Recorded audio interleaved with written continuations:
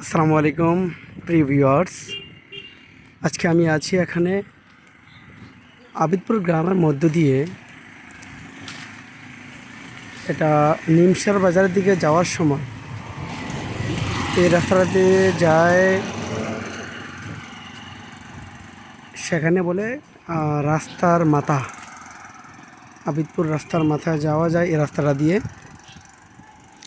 এই গ্রামে যাওয়ার সময় রাস্তার মাঝখানে একটি তেঁতুল গাছ পড়ে।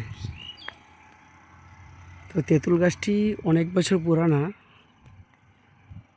এটা নাকি কাটা সম্ভব হয় না।